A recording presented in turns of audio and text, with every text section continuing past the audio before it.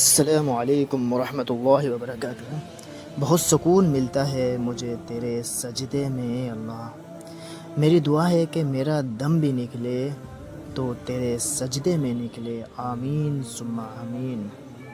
اے اللہ، مجھے ہر اس چیز کی توفیق دے جسے تو پسند کرے، آمین یا رب آمین۔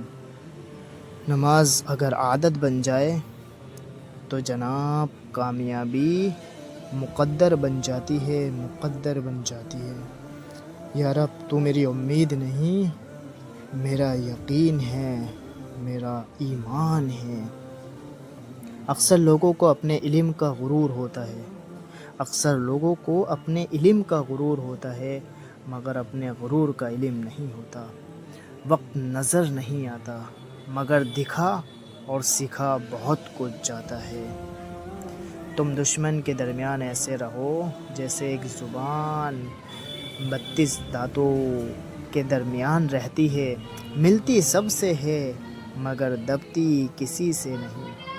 شیخ سعدی کا فرمان ہے، توبہ کرنا آسان ہے لیکن گناہ چھوڑنا مشکل ہے، مشکل ہے۔ کامیابی اور ناکامی پر نظر نہ رکھو بلکہ اپنے مقاصد تخلیق کو جانو اور جد و جہد مسلسل جاری رکھو۔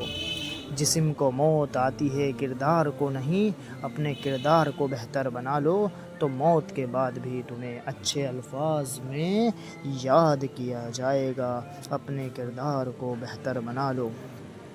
جو لوگ دوسروں کو اپنی دعاؤں میں شامل کرتے ہیں، خوشیاں سب سے پہلے ان کے دروازے پر دستخط دیتی ہیں۔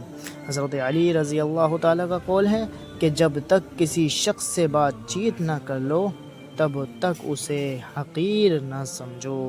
حضرت علی رضی اللہ تعالیٰ عنہ کا قول ہے، ساری دنیا کے سارے لوگ تجھے اپنے فائدے کے لیے چاہتے ہیں، صرف تیرا رب تجھے تیرے فائدے کے لیے ہی چاہتا ہے۔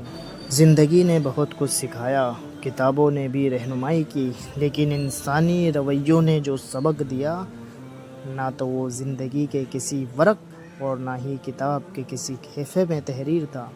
لوگ ڈھونڈتے رہ گئے کامیابی کو، مؤذن ساری عمر کہتا رہا، حی علی الفلاح، حی علی الفلاح۔ حضرت علی رضی اللہ تعالیٰ عنہ نے فرمایا، میں جنت کے شوق میں عبادت نہیں کرتا، یہ تجارت ہے، نہ ہی جہنم کے خوف کرتا ہوں، یہ غلامی ہے۔ میں صرف اس لیے عبادت کرتا ہوں کہ میرا رب عبادت کے لائق ہے۔